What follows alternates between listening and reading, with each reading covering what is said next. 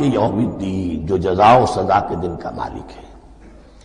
اب یہاں سے کلام ایک رخ بدل رہا ہے۔ ابھی تک تو یہ غائبانہ انداز میں کلام ہو رہا ہے، اللہ سے خطاب نہیں آیا اس میں ابھی۔ الحمدللہ رب العالمین الرحمن الرحیم مالک یوم الدین، اب خطاب ہے ایاک نعبد و ایاک نستعین، ہم صرف تیری ہی بندگی کرتے ہیں اور کریں گے، اور ہم صرف تجھ ہی سے مدد مانگتے ہیں اور مانگیں گے۔ یہ ترجمہ میں کیوں کر رہا ہوں کہ یہ فعل مضارع ہے، عربی زبان میں فعل مضارع حال اور مستقبل دونوں کو کور کرتا ہے۔ ایاک کا جو ہے مفعول فاعلی جو ہے، مفعول جو ہے اس میں ضمیر مفعولی اسے پہلے لا کر حشر کا مضمون پیدا ہو گیا۔ ہم تیری بندگی کرتے ہیں نہیں، ہم تیری ہی بندگی کرتے ہیں اور کریں گے۔ حال میں ترجمہ کیجئے تو یہ اظہار حال ہے، اور مستقبل میں ترجمہ کیجئے تو یہ ایک عہد ہے، قول و قرار ہے، بہت بڑا معاہدہ ہے۔ وَإِيَّاكَ نَسْتَعِينُ، اور صرف تجھ ہی سے مدد مانگتے ہیں اور مانگیں گے۔ اس میں بھی حال کا ترجمہ اظہار حال، اللہ کرے کہ واقعی ہمارا حال وہی ہو، جب ہم یہ الفاظ کہتے ہیں تو واقعتاً ہم اس پر پورے اتر رہے ہوں کہ اسی کی بندگی کر رہے ہوں اور اسی سے ساری استعانت اور استمداد کر رہے ہیں۔ جہاں تک مستقبل کا تعلق ہے وہ پھر ایک عہد ہے۔ اہدنا الصراط المستقیم، یہ مقام وہ آ گیا کہ یہاں تک تو اے پروردگار ہم پہنچ گئے، تیرے فضل سے، تیرے کرم سے۔ فطرت سلیمہ بھی تیری عطا کردہ تھی، عقل سلیم بھی تیری ودیعت کردہ تھی، ان دونوں کی روشنی سے ہم یہاں تک تو پہنچ گئے۔ اب ہماری جو ضرورت ہے، احتیاج ہے، وہ کیا ہے؟ اہدنا الصراط المستقیم، ہدایت بخش ہمیں سیدھے راستے کی۔ یہاں دو باتیں سمجھ لیجئے۔ انفرادی سطح پر انسان کے لیے نہ معلوم کتنے مرحلے آتے ہیں ہر روز کہ جس میں وہ ایک چھٹک کر کھڑا ہو جاتا ہے، یہ کروں یا یہ کروں، دو آلٹرنیٹو سامنے آ رہے ہیں، فیصلہ کرنا مشکل ہو رہا ہے۔ قدم قدم پر ہدایت کی ضرورت ہے، اور اجتماعی طور پر نوع انسانی تین بڑے بڑے تمدنی مسائل میں واقعہ یہ ہے کہ تسلیم کر لیا جانا چاہیے کہ عقل انسانی اس کو راستہ نہیں دکھا سکتی۔ عام معاشرتی سطح پر مرد اور عورت کے درمیان حقوق اور اختیارات کا کیا توازن ہو، ناممکن ہے، انسان طے نہیں کر سکتا۔ انسان یا مرد ہے یا عورت ہے۔ عورت سوچے گی اپنے لحاظ، اپنے جذبات کا، اپنے خیالات کا لحاظ رکھے گی، مرد کے جذبات و احساسات کا اسے اس کا کوئی تصور ہی ممکن نہیں۔ مرد سوچے گا اسے اپنے احساسات معلوم ہے، لیکن یہ کہ عورت کے احساسات سے وہ نابلد ہے، ان کو محسوس کر ہی نہیں سکتا۔ لا محالہ وہ اپنے بارے میں وہ جو بھی نظام بنائے گا اس میں وہ اپنی بالادستی رکھے گا۔ وہ تو ایک ہی ہستی ہو سکتی ہے کہ جو دونوں کی خالق ہے، مرد کی بھی عورت کی بھی، اور اس کو دونوں سے محبت ہے، دونوں کا خیر خواہ ہے، دونوں کا رب ہے، دونوں کو پروان چڑھانا چاہتا ہے۔ اسی طرح فرد اور معاشرہ یا ریاست، حکومت اور ریاست ہمیشہ یہ چاہتی ہے کہ سارے اختیارات ہمارے ہاتھ میں آ جائیں، ٹوٹلیٹیرین سوسائٹی ہو، بس ہم حکم دیں اور لوگ اس پر چلیں۔ افراد یہ چاہتے نہیں، ہمیں آزادی ہونی چاہیے۔ اب آپ دیکھیے کہ دنیا میں کتنے جھگڑے چلتے ہیں اسی پر، فریڈم فریڈم فریڈم۔ وہ فریڈم واقعتاً اپنی جگہ پر ایک شے ہے، افراد کی آزادی ہونی چاہیے، لیکن افراد کی آزادی اتنی نہ ہو جائے کہ وہ مادر پدر آزاد ہو جائے، کوئی قانون، کوئی قاعدہ، کوئی اخلاقی کوئی حدود اور قیود جو ہے ان کا پابند نہ رہے۔ تو اب کہاں ہے وہ نقطہ اعتدال کہ جس میں انسان کی انفرادی آزادی، انفرادی اختیار اور ادھر اجتماعی مصلحتیں جو ہیں ان کو بیلنس کیا جا سکے؟ انسان طے نہیں کر سکتا، صرف اللہ ہی اس کے لیے نظام دے سکتا ہے۔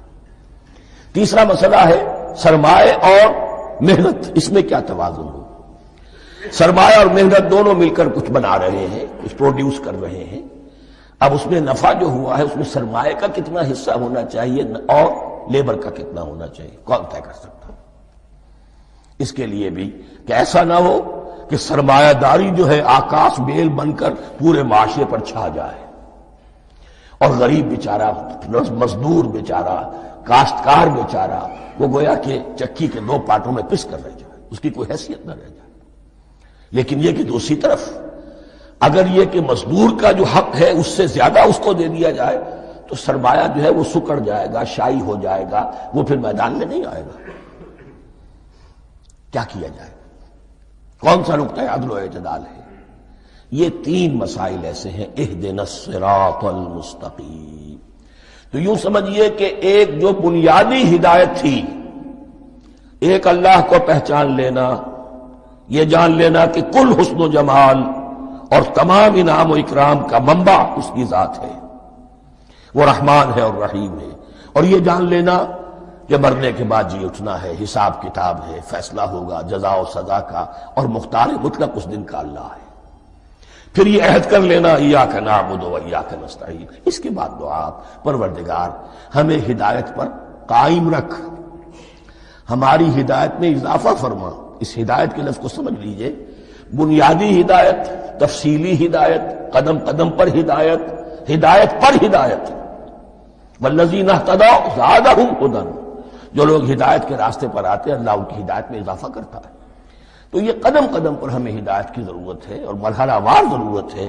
ہدایت اس کو بھی کہتے ہیں کہ کسی نے آپ سے کوئی پتہ پوچھا، آپ نے کہا ادھر جانا، پھر دوسری گلی میں مڑنا، پھر جانا دو تین لائٹیں چلے جانا، پھر مڑنا، وغیرہ وغیرہ، یہ بھی ہدایت ہے، نظری طور پر آپ نے بتایا ہے۔ ایک ہدایت یہ ہوئی کہ بھائی میں چلتا ہوں آپ کے ساتھ، میں آپ کو وہاں تک پہنچا دوں گا تاکہ آپ کو دقت نہ ہو، آپ نے منزل تک پہنچا دیا۔ ان دونوں کے درمیان، یہ تو میں نے ایک فرد کی مثال دی ہے، اللہ اور بندے کے درمیان نہ معلوم کتنے مراحل ہیں ہدایت کے۔ تو کسی وقت بھی انسان اپنے آپ کو ہدایت خداوندی سے مستغنا نہیں سمجھ سکتا، اور نہیں تو پروردگار جو ہدایت دی ہے اس پر ہدایت پر قائم رکھ۔ کیا پتہ شیطان کا کوئی حملہ، کیا پتہ ہمارے نفس کی کوئی شرارت کسی ایسے رخ پر ہمیں ڈال دے کہ اب تک کی ساری کمائی بھی ضائع ہو جائے۔ لہذا یہ نہ سمجھیے کہ جب یہ ساری چیزیں ان کو معلوم تھی، ان چیزوں کا تو اقرار کر رہے تو اب ہدایت کون سی مانگ رہے ہیں؟ تو ہدایت کا تو بڑا میدان کھلا ہوا ہے، اور اس ہدایت کی وہ جو میں نے آخری شکل آپ کو بتائی ہے کہ منزل مقصود تک پہنچا دے، یہ ہدایت بھی قرآن مجید میں اس معنی میں بھی لفظ آیا ہے کہ اہل جنت جب جنت میں داخل ہوں گے تو جو ترانہ حمد ان کی زبان پر اس وقت ہوگا وہ کیا ہے؟ الحمدللہ الذی ہدانا لہذا وما کننا لنہتدی لولا ان ہدانا اللہ۔ کل شکر اس اللہ کا جس نے ہمیں یہاں تک پہنچا دیا، ہدایت دی یہاں تک پہنچا دیا، اور ہم ہرگز نہ پہنچ پاتے، ہم ہرگز ہدایت یافتہ نہ ہو سکتے اگر اللہ ہی ہمیں ہدایت نہ دیتا۔ اہدنا الصراط المستقیم، سیدھا راستہ، صراط الذین انعمت علیہم، اور اس کی مزید وضاحت ہے، راستہ اس کا ان لوگوں کا جن پر تیرا انعام ہوا۔ یہ کون لوگ ہیں؟ اس کی وضاحت آپ کو ملے گی سورہ نساء میں، من یطع اللہ والرسول فاولئک مع الذین انعم اللہ علیہم من النبیین والصدیقین والشہداء والصالحین۔ چار طبقات ہیں منعم علیہم جن پر اللہ کا انعام ہوا ہے۔ چوٹی پر انبیاء کرام، اس کے بعد صدیقین کرام، اس کے بعد شہداء عظام، اس کے بعد عام صالح مسلمان، صالح ہو۔ یہ بیس لائن ہے، اس سے اوپر کا درجہ شہداء کا ہے، اس سے اوپر کا درجہ صدیقین کا ہے، اور پھر اس سے اوپر کا درجہ انبیاء کا ہے۔ انبیاء میں سے پھر وہ بھی ہوتے ہیں کہ جو اولو العزم میں من الرسل ہیں، لیکن یہ چار طبقات ہیں، ان کے راستے پر ہمیں چلا۔ غیر المغضوب علیہم ولا الضالین، جو مغضوب علیہم نہیں ہوئے، جن پر تیرا غضب نہیں ہوا، اور غضب ہوتا ہے ان پر کہ جو ہدایت کے واضح ہونے کے بعد ہدایت کو ترک کر دیں، وہ ہے مغضوب علیہم۔ جنہیں ہدایت مل گئی ہو، ہدایت کو پہچان لیا ہو، پھر اپنی شرارت نفس کی وجہ سے، اپنی نفسانیت کی وجہ سے، اپنے تکبر کی وجہ سے، اپنے حسد کی وجہ سے وہ اس حق کو رد کر دیں، اس کو ترک کر دیں، ان پر اللہ کا غضب آتا ہے۔ اور اس میں اس کی بہت بڑی مثال تاریخ کے اعتبار سے یہودی ہیں۔ اللہ نے انہیں ہدایت دی، کتابیں عطا کی، تورات، انجیل، زبور، سینکڑوں نبی ان میں مبعوث کیے، 1400 برس تک نبوت کا تار ٹوٹا ہی نہیں، مسلسل۔